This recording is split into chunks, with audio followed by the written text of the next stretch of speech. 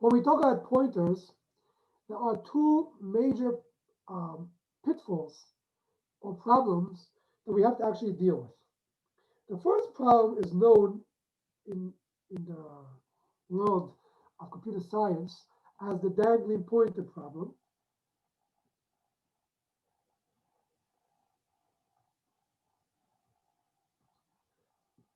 The dangling pointer problem. And the second problem is known as the dynamic heap memory leakage problem or just memory leak. And let's talk about these two problems for a second, exactly what they are, and we'll discuss afterwards which one is worse. So a dangling pointer really means the following.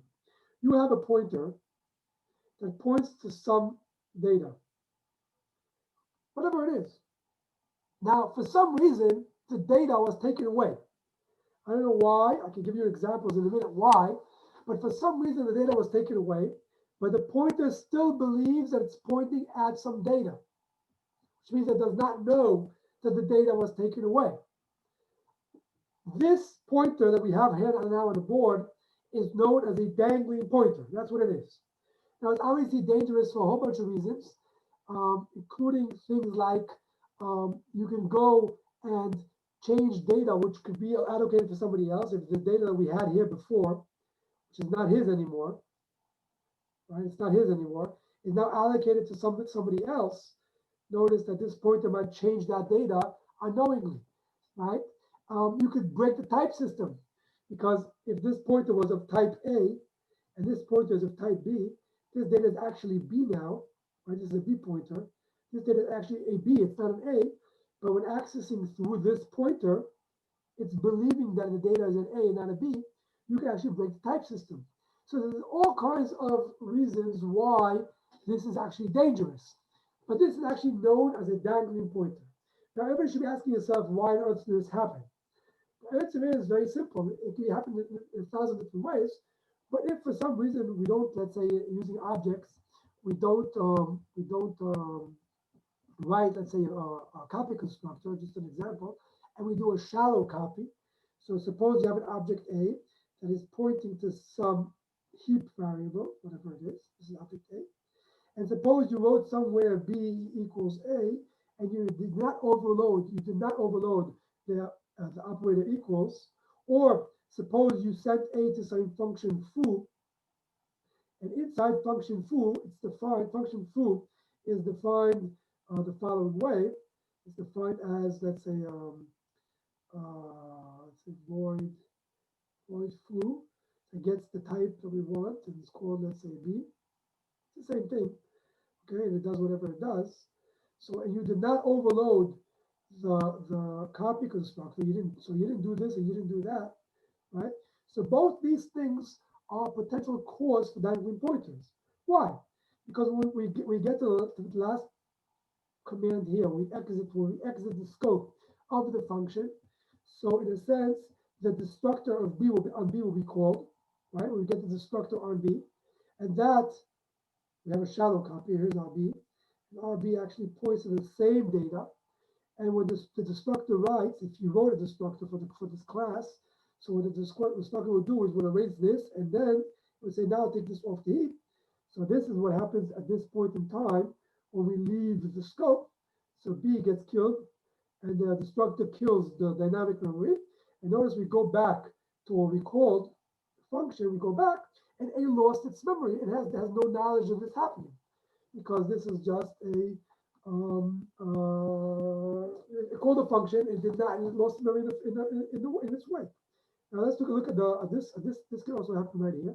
If we say B equals A, and we did not overload the operator, the assignment operator, and we did not do a deep copy, we did a shallow copy, so we got the same picture. We got the exact same picture, right? And then suppose that somewhere down the line, you say, okay, delete B. So this gets deleted. But notice A has no knowledge of this happening. So A became, at this point in time right here, A became a dangling pointer. So this is obviously a problem, one of the famous problems of pointers, which is a dangling pointer.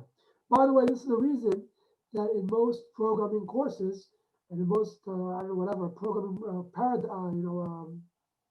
paradigms that we use, you're always told that whenever you go and you let's say when you want to overload the operator equals or the operator ampersand or whatever it is, don't forget to put null in the original one. It should know that it's cut off, right? Don't forget to put null, because if you don't do that, then in a sense you taking away its memory without any knowledge of the actual data. So this is what's called a dangling memory. Now, conversely, or almost conversely, we have what's called a memory leak. It's called the full name, the full quantified actual name is actually dynamic memory leakage. That's the actual name. It's called dynamic heap memory leakage. That's the actual name. I forgot the word heap. Dynamic heap memory leakage, but nobody knows about that name. It's actually known by the name of dynamic of memory leak. And actually, with some compilers today actually tell you memory leak. When you finish running your compilation, at the end of your run, there's a line down there that says you have a memory leak. Okay, what is a memory leak? So a memory leak is almost exactly the opposite. What a memory leak is that you have some memory of the heap that was allocated from somebody on the stack,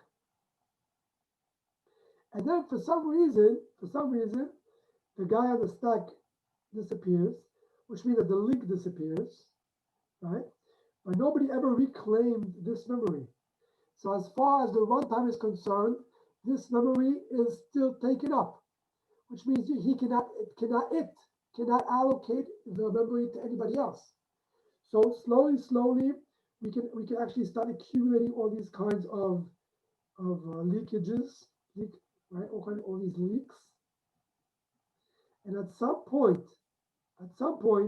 your program will crash. Why would it crash?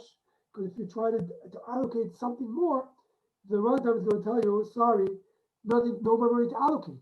Now, in truth, all this stuff it's not really being used, but there's no way of knowing it. Now, the term that we find in other languages for this kind of memory is garbage, and we actually develop all kind of techniques in order to avoid this problem, like garbage collection, which we'll talk about this semester, garbage collection techniques, okay, which is a solution to the problem. But before we talk about this kind of stuff, let's first explain what the problem is. The problem is that you have memory which is thought to be allocated, but there's no way of knowing where it is, because the pointer that told me where it is does not exist any longer. And therefore, we have actually a dynamic heap memory leakage, or just memory leak. That's the name, memory leak. Now, why would that happen? Very simple. Actually, quite simple. Suppose that you go and you went and you inside some kind of scope, you created a variable of type, let's say whatever type, don't care, and you ran the constructor, whatever it is. And let's say suppose inside the constructor, you allocated this heap memory, and you didn't implement the destructor correctly, or you didn't implement it at all. At this point in time right here, when A goes out of scope, so we have here rust in pieces A, right? So A goes and rusts in pieces, and it gets erased off the stack, but the heap memory that it allocated stays on, lives on, right? It lives past its creator, and therefore we get this memory leakage, which is actually a problem. Another way this can happen is if for some reason you wrote someplace new in a while, but you wrote some, let's say, some new value, UDC is equal to B, and you forgot to write before B goes out of scope, delete B. Now, if you didn't write this for some reason, so when you go out of scope, B will rust in pieces, and the actual memory itself will stay intact. So this is what's known as a memory leak. There are multiple ways of getting this problem. It's actually sometimes a very elusive problem. So is dangling pointers. And I'm sure all you guys heard of all kinds of programs which have leaks in them, which is not something good.